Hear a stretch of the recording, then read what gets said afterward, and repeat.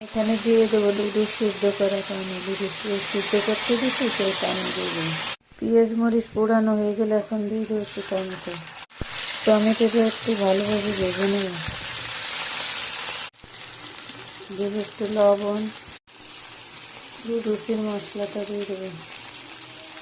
এখন দিয়ে দেবো সবজি।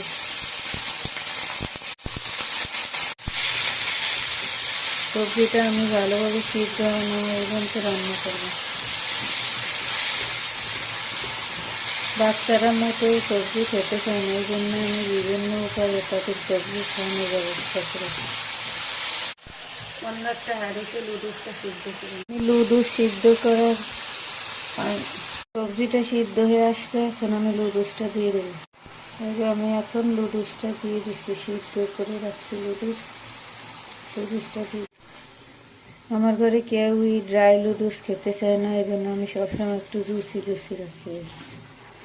দেখেন কত সুন্দর জুসি হয়েছে। দিয়ে দিলাম একটা ডিম। ডিমটা আমি সবসময় পরে দিই, ডিমটা পরে দিলে লুডুসের সব জায়গায় মিশে যায়। ডিমটা আগে ভেজে নিলে কোথাও পরে কোথাও পরে না। ডিমটা পরে দিলে যে ক্রিমের মতো হয়ে যায়, লুডুসের সব জায়গায় মিশে যায়, খেতে মজা লাগে। রান্না হয়ে গেল আমার সবজি নুডলস, একবারে স্বাস্থ্যকর উপায়ে, খুব মজা।